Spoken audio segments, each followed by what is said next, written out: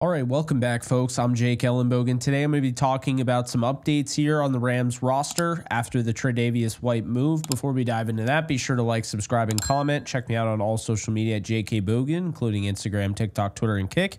And in addition to that, just want to let you guys know that today's sponsor is Prize Picks. You can get $50 added onto your account when you use my code JKBogen, sign up, make an account, and play a $5 lineup. 2 to 6 players. You choose your projections. If you think that they're going to go and have more than the projections or less than the projections, then you toggle that and you select, like I said, 2 to 6 players. And regardless if you win or you lose, you're going to get $50 added onto your account instantly once you play a $5 lineup. So again, promo code JKBogen, and yeah, check it out. All right, guys. So quick video. I know election night happened. I kind of felt like it was pointless to make a video. A lot of different stuff going on. I was doing a live stream on, the NFC West roundtable. So I'm just getting to this a little bit late, so I apologize. But of course, I know a lot of people do look at this channel as their one-stop shop for Rams, not just content, but news. So this is the news. The Rams, after, of course, they moved on from Tre'Davious White, they terminated vested veteran all contracts from practice squad defensive end Jonah Williams. In addition to that, they also added Jonah Williams back to the practice squad. So I'm not actually sure what the hell happened there, but the Rams reported it. Little weird, but it was 11 hours. And then, it was 11 hours ago I'm recording this. And then 3 hours after that, you had, him re-signing to the practice squad. Jonah Williams got some burn against his former team, the Minnesota Vikings. So interesting stuff there. I definitely liked what I saw. He had a pressure in that game, looked solid as a pass rusher. We know he can obviously defend the run, did a really great job of that last year. But I found it really interesting. Obviously, they're going to terminate the punter, Ryan Sanborn. They didn't do anything about Zentner, who did punt this past game, had 7 punts in that game. We don't know about the status of Ethan Evans, but right now I would have to imagine that they might even just like Zentner enough to keep him on the practice squad at this point. But when you look over at what they did here, they activated from IR Joe Noteboom. This is intriguing here because there are different things that could come about this. We know that Steve Avila and Jonah Jackson have been named as players that could return for Monday Night Football against the Dolphins. However, we now know Joseph Noteboom, after 2 straight weeks of being a full participant in practice and having everybody confused as to why he wasn't added to the 53, well, he is now. And it sure sounds like he's going to be ready to go because of this on Monday Night Football. The question is, where is he going to play? The reason I say that is because he is positional. He has positional versatility, flexibility, all that. He could play guard. He could play tackle.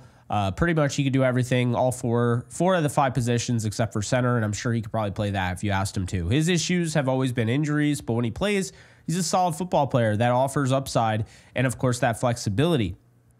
Alec Jackson is your left tackle. They're not moving him out of that, okay? So that is going to be that. But then at left guard, this is where it gets interesting. You talk about the job that Justin Diedick has done, being thrown into the fire as a UDFA out of USC. You talk about the job that Bo Limmer has been doing at center. So, obviously another rookie, late round pick on day 3. Then you have Kevin Dotson and you have Rob Havenstein normally, but Havenstein's out for this game. He's already been ruled out, as I mentioned earlier on this channel. So there's some options. First off, let's talk about it. Left tackle's locked in. Left guard, however, it is not. They could go with this. Are you going to move Justin Diedick back to the bench and put Noteboom at left guard? I think it would help in the run game a little bit. I think obviously it could help in pass pro, but at the same time, is that where they want to play him? Do they want to play him at that guard spot? He was playing right guard last year before Kevin Dotson took over. He's also had left tackle opportunities. He hasn't played right tackle in a while. That's the other option. So you talk about left guard there, center no, right guard set, and then right tackle. I mentioned this on DTR with Alexis, and I'll tell you right now, I think the Rams are in a position here where they might have to just roll with the hot hand. I wouldn't even be against them just holding on to Noteboom, okay? The reason being is I do think up front, their offensive line has just gotten better and better. There's a lot of gelling going on. You're seeing it.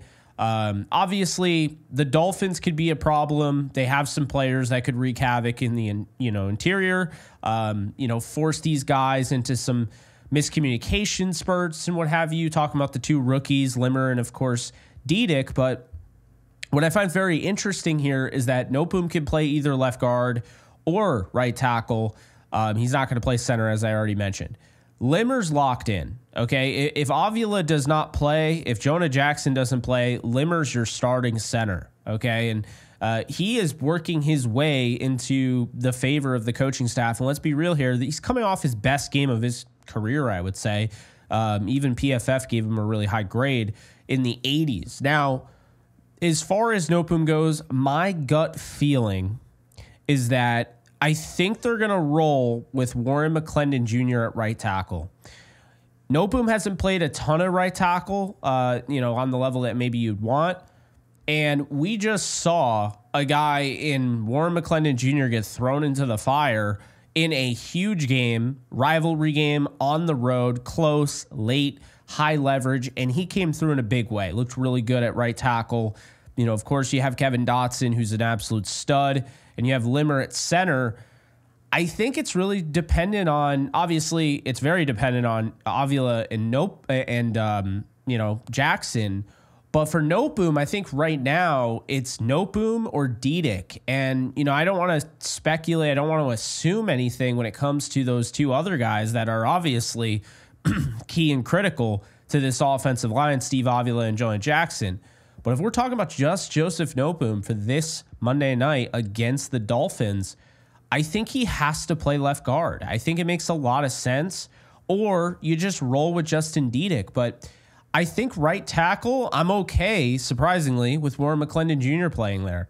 I'm curious where you guys are at, though, on this. I don't think it's as simple as just, they should definitely do that or they shouldn't do that or whatever.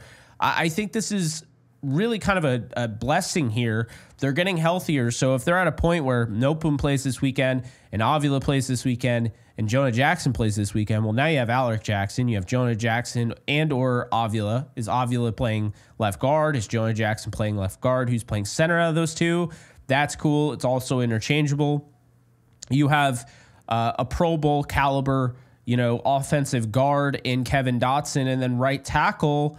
At that point, Havenstein should be back after this game at some point. Maybe he misses another game or two, but should be back, should avoid IR from the sound of it. But when you're talking about, Alec Jackson, Kevin Dotson, bringing back Avila, and of course, Jonah Jackson, that leaves with that one spot. So would you maybe just throw Noteboom there? Would you roll with, McClendon? It's all decisions that Sean McVay and company are going to have to make. And I think my gut is telling me that Noteboom is going to start at left guard. I don't think Steve Avila or Jonah Jackson are going to play this week. I could be wrong. I absolutely could be wrong. I'm not getting the vibe. Okay. I'm just not, I think they'd want to wait, and they have to assume at this point, regardless of who you throw out there on the offensive line, if the starters in the game going into the game have any sort of success staying healthy, you have to imagine they have a very good shot of knocking off the Dolphins, who are widely better than their 2-6 record would indicate. A very, very desperate team that needs to get in the win column fast. So that's how I feel there. I think, overall, the Rams are in really good shape when you talk about just the depth for this team on the offensive line. To go down the list, obviously, when they're healthy, you have Alec Jackson, you have Jonah Jackson, you have Steve Avila, you have Kevin Dotson, you have Rob Havenstein. That's 5 guys. Now, after that, you have Warren McClendon Jr., you have Joseph Noteboom, you have Justin Diedick now, you have Bo Limmer, you have Logan Bruss. You're at 5, now 10 offensive linemen. So 10 guys on the roster Connor McDermott is still on IR, of course, so maybe they bring him in. There's some other guys, obviously on the practice squad, what have you. But it does become interesting, and I do think, again, I feel really good about the depth of the Rams. I felt that way before they got hurt. Well, I feel that way again now that they're hopefully getting healthy, and that's kind of how I see it. So, yeah, let me know in the comment section below what you guys think about this. I just think right now the Rams are getting healthier. It's all you can ask for. It's really good news, in my opinion, to see Joseph Noteboom back. Regardless of how you feel about him, he's a good player. That is definitely depth at the very least. Good depth, not just, oh, plug and play. He's just a guy, whatever. No, this is a guy that has actually started on this team. He has a lot of experience doing so. So I think that makes a lot of sense, but those are my thoughts. So be sure to like, subscribe, and comment if you enjoyed this. Be sure to check out today's sponsor, Prize Picks. $50 instantly when you sign up for a $5 lineup using my code JKBogan. You don't even have to win, and that's going to do it. Hope you guys enjoyed, and I'll see you guys soon. Later, folks. Just want to let you guys know that we are doing all 22 live breakdowns every single week, Rams football related, over on Kick exclusively. That's kick.com/JKBogan if you want to get in on the action. And if you want a little something more than just football, I also do gaming streams as well. So check that out. Link is in the description, and hope to see you there. Do you love talking about the Rams, the NFL, or just want to be a part of a community? Join my free Discord server today. We're over 800 members. We got 24/7 live chat, a level 3 boosted server, the ability to call into JE Live, playing online games with us on Kick streams, toggleable alerts for when I go live on YouTube or Kick so you don't miss a live stream, and exclusive giveaways. Click the link in the description, the comments section, or the link that comes up in the video to learn more and join today.